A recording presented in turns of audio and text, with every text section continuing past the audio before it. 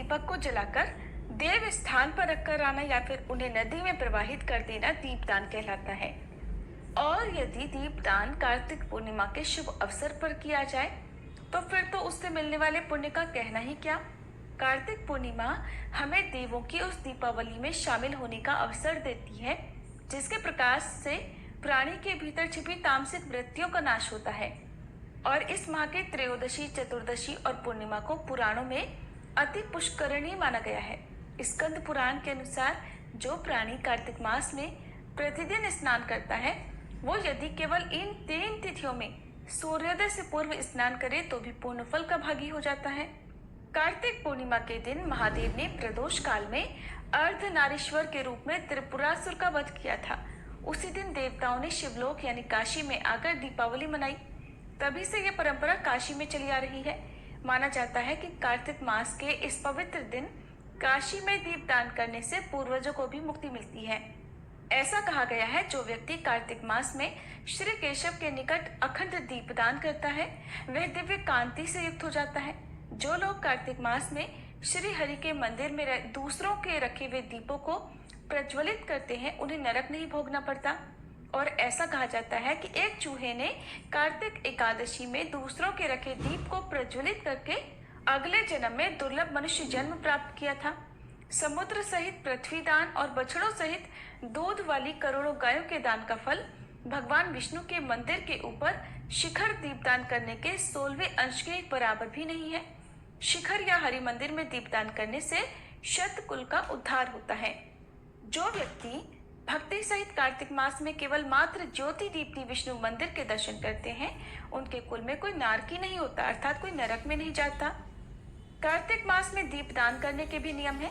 दीपदान किसी भी नदी में, किसी मंदिर, पीपल, चौराहा, किसी दुर्गम स्थान आदि में करना चाहिए और भगवान विष्णु को ध्यान में रखकर ही किसी स्थान पर दीप जलाना ही दीपदान कहलाता है। दीपदान का आशय अंधकार मिटाकर उजाले के आगमन से है और मंदिर में सबसे अधिक दीपदान किए जाते हैं। तो आज के इस वीडियो में मैं आपके साथ शेयर करने वाली हूँ कि घर पर आप दीपदान कैसे कर सकते हैं।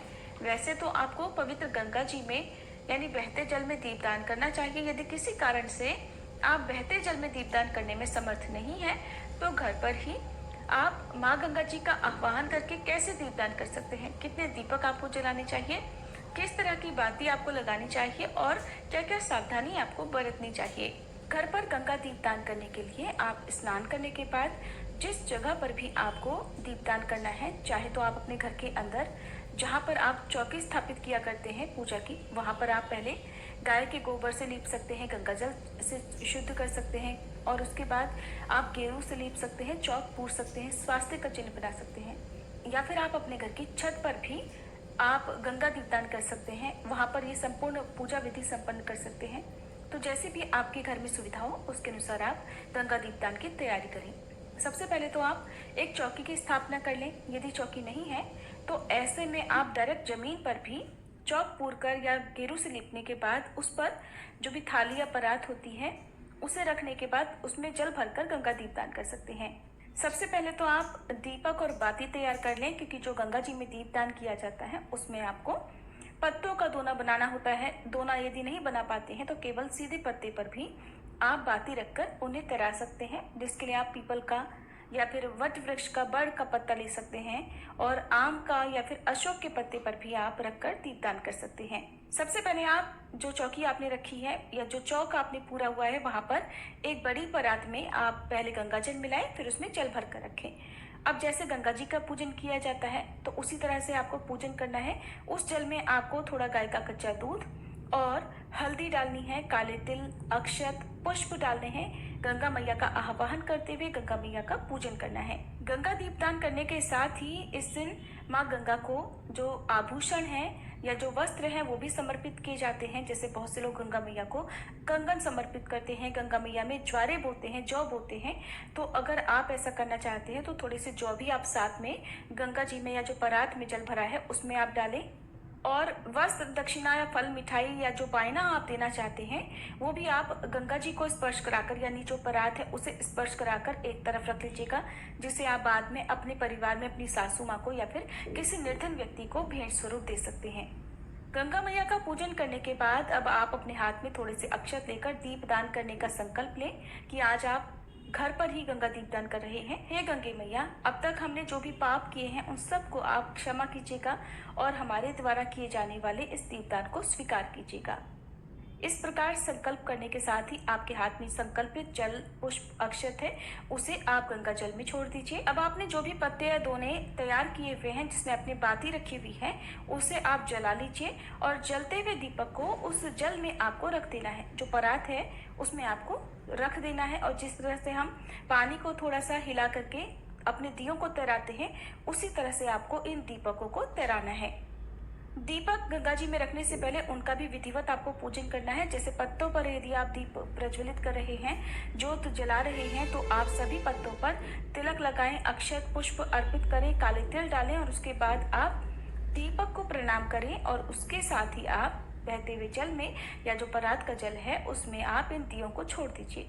इस तरह से बड़ी आसान विधि से घर में ही दीपदान किया जाता है। परिवार के जितने भी सदस्य हैं, चाहे तो आप उन सभी के नाम से एक एक दिया आज के दिन गंगा जी में इस तरह से दीपदान करें, नहीं तो कोई भी एक सदस्य भी सभी के हिस्से का दीपदान कर सकता है। दीपदान करने के बाद एक बार फिर से माँ गंगा को प्रणाम करें, सभी दीपकों को प्रणाम करें और उसके बाद आप जब ये दीपक शांत हो जाएं, तब आप जो भी जल है उसे अपने घर में गमले में, क्यारी में, पौधों में डाल सकते हैं।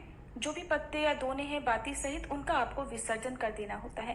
पुष्प अक्षत इन सभी का आपको विसर्जन कर देना होता है। माँ गंगा के नाम से जो भी आपने भेंट स्वरूप दक्षिणा या बायने के रूप में फल, मिठाई, वस्त्र आदि रखे हैं, उन्हें आप इस पूरे दिन में किसी भी निर्धन व्यक्ति को, निर्धन महिला को दे सकते हैं या अपने परिवार में सासू माँ को दे सकते हैं। ये काम आप जरूर कीजिएगा।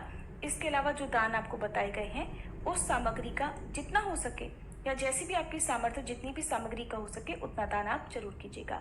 गंगा जी में दीपदान इसी तरह से किया जाता है। इसके अलावा यदि आप 365 बाती का दीपदान करना चाहते हो तो ये दीपदान कैसे किया जाता है, कहाँ कहाँ पर किया जाता है, ये जानने के लिए आप हमारे चैनल पर 365 बाती का दीपदान कैसे करना चाहिए ये वाली वीडियो जरूर देखिएगा। कार्तिक मास की पूर्णिमा को कार्तिक पूर्णिमा कहते हैं, जिसे त्रिपुरारी पूर्णिमा और देव दिवाली के रूप में भी जाना जाता है। पौराणिक कथाओं के अनुसार इस दिन देवता गंगा जी में स्नान करने के लिए पृथ्वी पर आते हैं। ऐसे में इस दिन गंगा स्नान का और दीपदान का विशेष महत्व होता है। मान्यता है कि इस दिन दान करने से बहुत पुण्य मिलता है।